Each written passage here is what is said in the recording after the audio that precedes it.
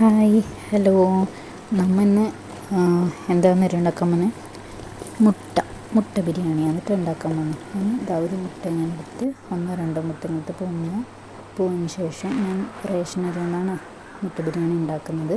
അപ്പോൾ അരിയൊക്കെ ഇങ്ങനെ കഴുകി, അപ്പോൾ അത് കഴിഞ്ഞിട്ട് ഞാൻ അതിനാവശ്യമുള്ള തക്കാളി, നീരുള്ളി, ഇഞ്ചി, വെളുത്തുള്ളി എല്ലാം നന്നായിട്ട് അരിഞ്ഞു വെച്ചിട്ടുണ്ട് കേട്ടോ.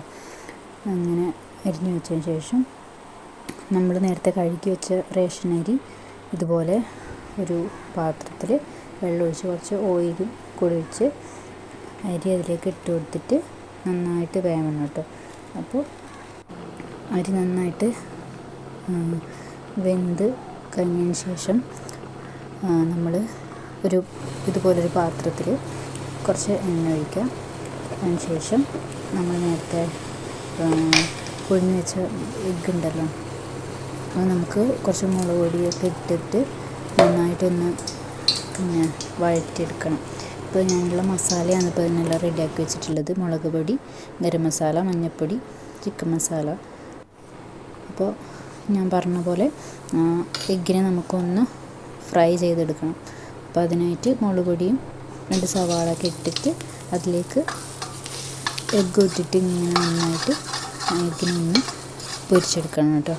അപ്പോൾ ഇതുപോലെ ഒന്ന് ഇപ്പോൾ കളറൊക്കെ ഒരു യെല്ലോ റെഡൊക്കെ മിക്സ് ആയിട്ടുള്ളൊരു കളറായിട്ടുണ്ടല്ലേ. അപ്പോൾ അതിന് ശേഷം നമ്മൾ ആ എണ്ണയിൽ തന്നെ തക്കാളി, നീരുള്ളി, പിന്നെ ഇഞ്ചി, വെളുത്തുള്ളി ചതച്ചതൊക്കെ ഇട്ട് നന്നായിട്ട് ഒന്ന് വഴറ്റണം. അതിന് ശേഷം ആവശ്യമുള്ള മസാലയൊക്കെ ഇട്ട് നന്നായി ഇങ്ങനെ ഇളക്കി കൊടുക്കുക. അതിന് ശേഷം പിന്നെ നമ്മൾ ഗരം മസാലയൊക്കെ ഇപ്പോൾ ഇട്ടിട്ടുണ്ട് കേട്ടോ. നന്നായിട്ട് ഒന്ന് വഴറ്റി കൊടുക്കുക. അപ്പോൾ ആ പൊടിയുടെ മണം ഒക്കെ ഒരു പച്ചമണവും ഇഞ്ചി വെളുത്തുള്ളിയുടെ മണമൊക്കെ മാറുന്ന വരെ ഒന്ന് നന്നായിട്ട് വഴറ്റി കൊടുക്കുക. അതിന് ശേഷം അതിലേക്ക് നമ്മൾ നേരത്തെ വേവിച്ച് വെച്ച റേഷൻ അരി ഉണ്ടല്ലോ, ആ റേഷൻ അരി അതിലേക്ക് പതുക്കെ ഇട്ട് കൊടുക്കണം കേട്ടോ. അപ്പോൾ ഇതാണ് നമ്മളെ മസാല. അപ്പോൾ അതിലേക്ക് നമുക്ക് റേഷൻ അരി വേവിച്ചത് പതുക്കെ ഇങ്ങനെ ഇട്ട് കൊടുക്കാം. ഇങ്ങനെ ഇട്ട് കൊടുത്തതിന് ശേഷം നമുക്കൊന്ന് നന്നായിട്ട് ഇളക്കി കൊടുക്കാം.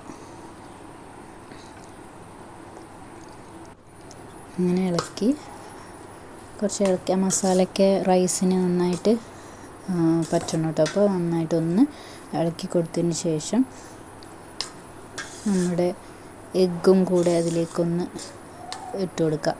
അതിന് ശേഷം ഒന്നും കൂടെ നന്നായിട്ടൊന്ന് മിക്സ് ചെയ്തിട്ട് ശേഷം നമ്മുടെ എഗ്ഗ് റൈസ് ഇതാ തയ്യാറായിട്ടുണ്ട് കേട്ടോ.